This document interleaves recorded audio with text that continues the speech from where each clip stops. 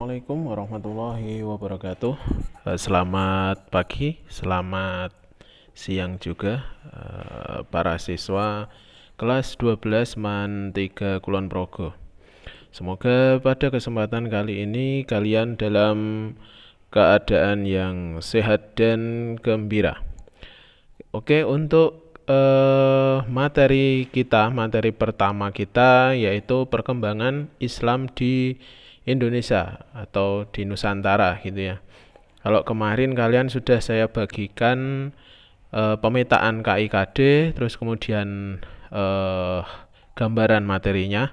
Nah, sekarang akan saya jelaskan di sini terkait dengan tema perkembangan Islam di Indonesia. Namun di sini saya hanya akan membahas terkait dengan KD esensial saja ya. Jadi yang dirasa paling penting, meskipun yang lain juga penting. Nah, kalau untuk perkembangan Islam di Indonesia itu sendiri, kalian tentunya sudah tahu ya, bagaimana kondisi Indonesia, kondisi Nusantara sebelum Islam masuk. Nah, kalian baca sendiri, itu banyak sumber yang mengungkapkan tentang hal itu. Nah, nanti akan saya bagikan juga buku dalam bentuk e-book ya, dalam bentuk PDF, buku paketnya. Nah, ini adalah kondisi Nusantara sebelum Islam masuk. Nah, ini perekonomian, sosial, pemerintahan, seni sastra. Nah, ini silahkan kalian baca sendiri. Nah, terus kemudian yang kedua ini ada jalur masuk Islam ke Indonesia. Nah, kemarin kan kalian saya kasih tugas untuk menggambar, dan ini akan saya tagih terus sampai kalian membuat semuanya ya. Nah, ini kalian bisa mencontohnya. Ini bagaimana jalur masuk Islam ke Nusantara, ke Indonesia. Nah, ini. Sejak kapan Islam masuk Nusantara? Ada dua pendapat ya. Sejak era Khulafaur Rasyidin dan masa Daulah Umayyah. Oke, nah ini jalur masuknya Islam ke Nusantara melalui para pedagang. Oke, di sini saya akan membahas, ini terkait dengan KD esensial, yaitu ini tentang teori masuknya Islam ke Indonesia. Ada beberapa teori yang mengungkapkan bagaimana Islam masuk ke Indonesia. Nah, ini yang pertama adalah teori Arab. Dalam teori Arab ini mengungkapkan bahwa Islam masuk ke Indonesia langsung dari Arab, tidak melalui perantara bangsa lain. Nah, para pedagang telah menyebarkan Islam ketika mereka menguasai perdagangan Barat dan Timur sejak berabad-abad awal Hijriah atau sekitar abad 7-8 Masehi. Nah, kita balik ke atas lagi. Nah, ini tadi kan ada informasi yang mengungkapkan bahwa sebenarnya Islam itu sudah ada sejak era Khulafaur Rasyidin. Nah, ini yang pertama, khususnya pemerintahan Utsman bin Affan. Karena sejak saat itu penyebaran Islam sangat pesat. Demikian juga dengan armada lautnya. Nah, kemudian yang kedua adalah masa Daulah Umayyah. Nah, kita semua tahu bahwa ketika Muawiyah menjadi khalifah pertama Daulah Umayyah, itu ia menggunakan angkatan laut itu sebagai satu kekuatan di samudra. Dalam hal ini kan tentunya para pedagang yang ada di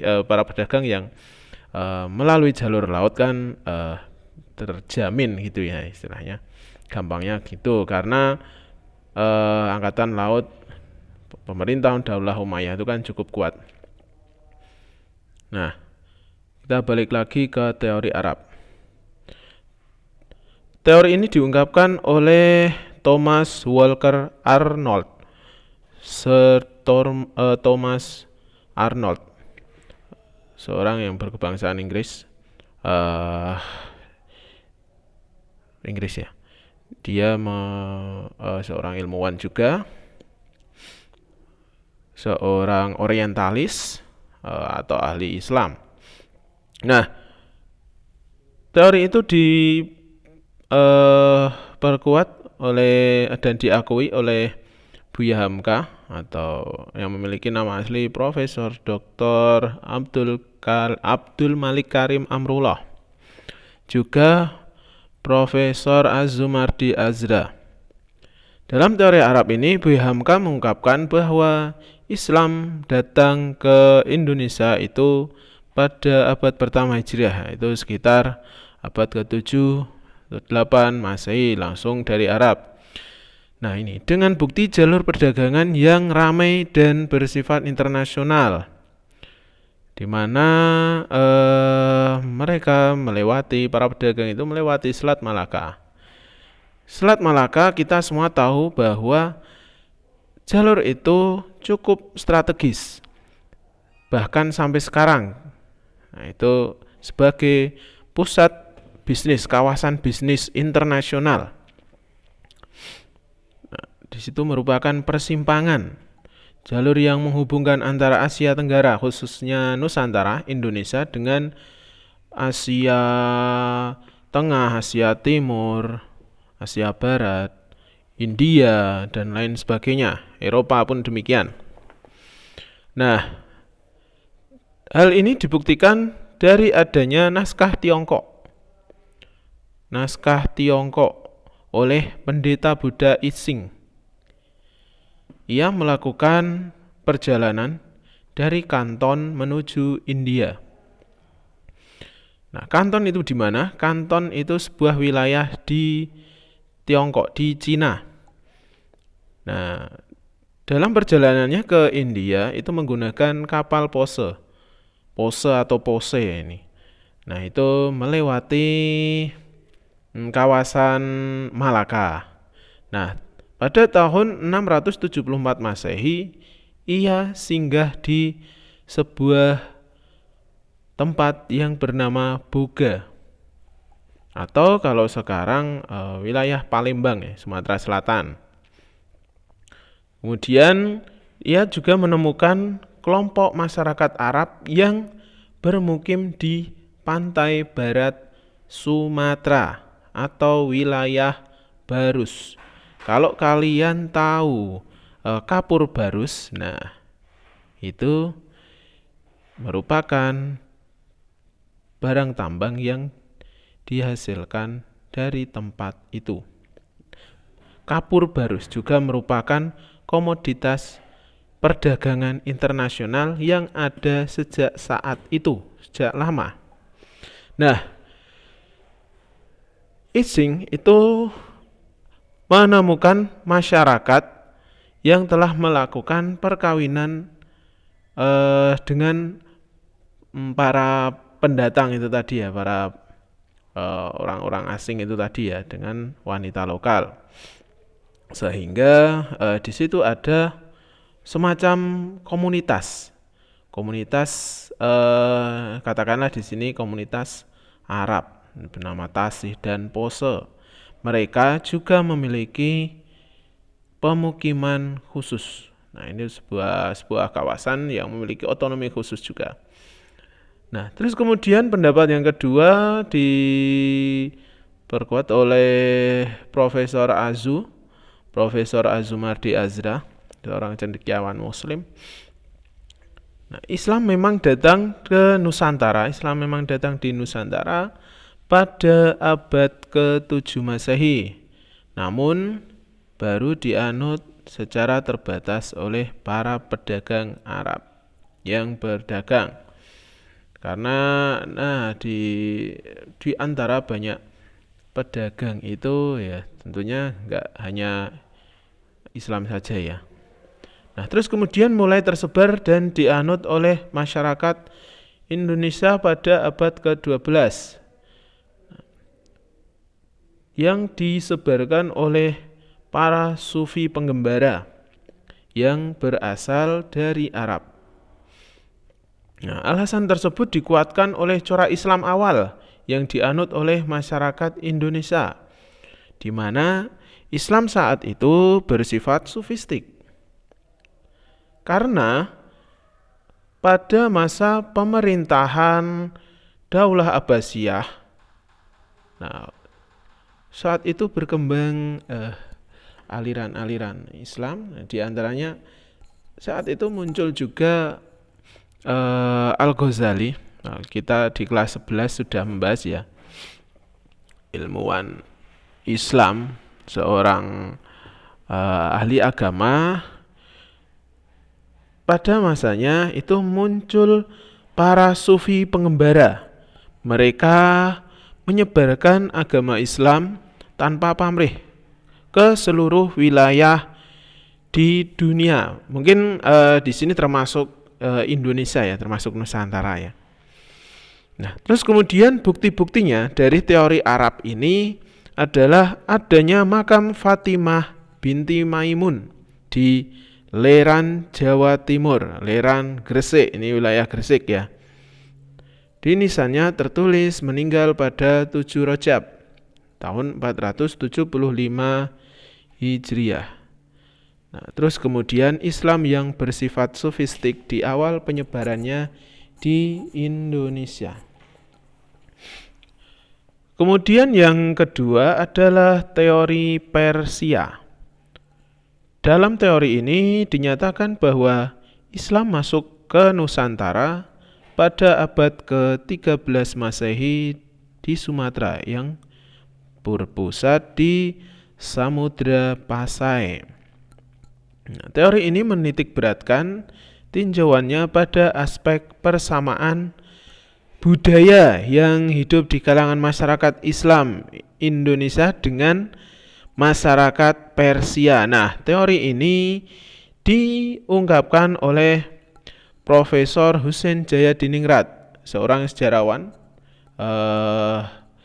lulusan Universitas Leiden.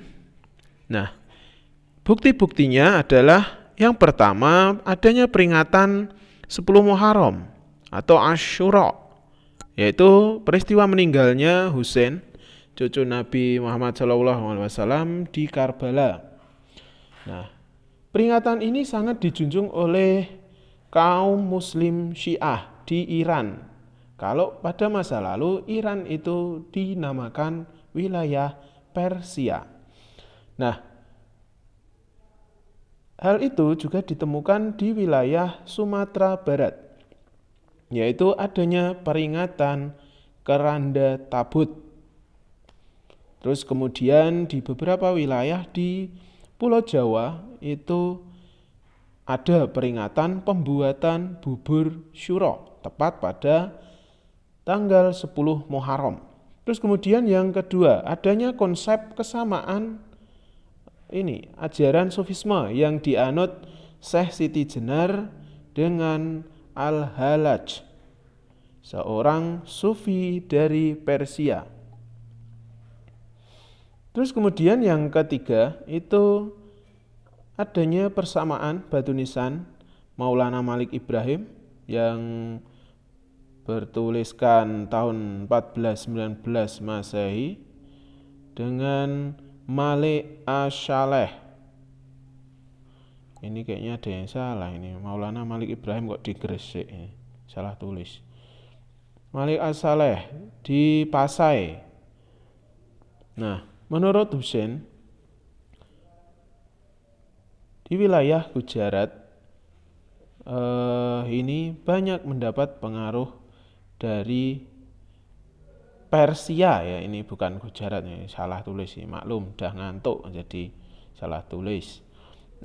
Dari Persia yang berpaham Syiah. Jadi gampangnya itu orang-orang dari Persia itu sempat mampir ke wilayah Gujarat. Terus kemudian dimungkinkan mereka melakukan dakwah juga dan lain sebagainya, dan dari Gujarat itu menuju ke Nusantara, menuju ke Indonesia, diantaranya dengan membawa paham ini, diantaranya Syiah itu juga ya. Nah, ini makanya teori Persia itu berlaku. Terus kemudian, nah itu tadi maksudnya itu persamaan batu nisan itu tadi, jadi nisan yang nisannya Maulana Malik Ibrahim dan Malik As-Saleh itu sama, hampir sama dengan nisan-nisan yang ada di sana, yang ada di Persia maupun Gujarat. Terus kemudian yang ketiga itu teori Cina. Teori ini mengungkapkan bahwa Islam datang ke Indonesia, khususnya wilayah Jawa dan Sumatera, itu berasal dari para perantau Cina. Sementara hubungan ini sebenarnya sudah terjalin sejak lama, bahkan sebelum Islam masuk. Di antaranya dalam kontak dagang ya, dan kontak beberapa kerajaan yang ada di Sumatera maupun di Jawa. Nah, teori ini didasarkan pada catatan dari sumber asing maupun hikayat dan babat. Nah, ini cerita lokal. Nah, di dalam buku Arus Cina Islam Jawa, karya dari Sumanto Al-Qurtubi, itu pada masa dinasti Tang yang berkuasa sekitar tahun 618 sampai 960 Masehi. Itu di daerah Kanton, Zhangzhou, Huanzhou, dan pesisir Cina bagian selatan. Itu terdapat jumlah pemukiman masyarakat Islam. Nah, ini beberapa bukti ya yang diungkapkan oleh Pak Sumanto Al-Qurtubi. Terus kemudian catatan lain adalah raja pertama kerajaan Demak atau Raden Patah itu merupakan keturunan Cina. Nah, ini catatannya demikian. Ibunya itu disebutkan berasal dari Champa atau wilayah Cina bagian selatan yang sekarang itu merupakan wilayah Vietnam. Terus kemudian adanya arsitektur Tiongkok pada bangunan masjid di Pulau Jawa. Nah, arsitekturnya bagaimana? Nanti kita bahas lagi ya. Terus kemudian berikutnya teori India. Teori ini mengungkapkan bahwa Islam masuk ke Indonesia pada abad ke-13 Masehi yang dibawa oleh para pedagang dari Gujarat, India, dari wilayah Cambay. Nah, teori ini dikemukakan oleh Jan Pitneple, Mokwete, dan Snouk Hurgronje. Oke, untuk Snouk Hurgronje ini, kalau kalian pernah membaca tentang Perang Aceh, nah ini ada kaitannya antara Snouk Hurgronje dengan Perang Aceh. Snouk Hurgronje merupakan seorang profesor pengajar di Leiden University. Ia merupakan orientalis, seorang pakar Islam, ahli Islam, sosiologi juga. Nah, ia juga merupakan profesor, promotornya dari, kalau tadi kita sudah membahas Husain Jayadiningrat. Nah, Snouk Hurgronje merupakan promotor dari Husain Jayadiningrat. Nah, dalam teori India ini ada beberapa bukti yang diungkapkan oleh Mokwete. Yang pertama, batu nisan makam Malik As-Saleh yang merupakan Raja Samudra Pasai itu bertuliskan angka 686 Hijriah atau 1297 Masehi dengan menggunakan nisan yang berasal dari Gujarat. Nah, ini tadi hampir sama ya dengan teori Persia tadi ya. Terus kemudian batu nisan yang terdapat di makam Maulana Malik Ibrahim di Gresik, Jawa Timur itu memiliki persamaan dengan yang ada di Kambai. Nah ini dia mengapa disebutkan bahwa Islam berasal dari India. Oke, untuk selanjutnya itu ada berbagai macam strategi dakwah bagaimana Islam masuk di Indonesia. Nah, ini ada perdagangan, pernikahan, politik, pendidikan, kesenian, juga tasawuf. Nah, terus kemudian fase penyebaran Islam. Nah, ini ada juga.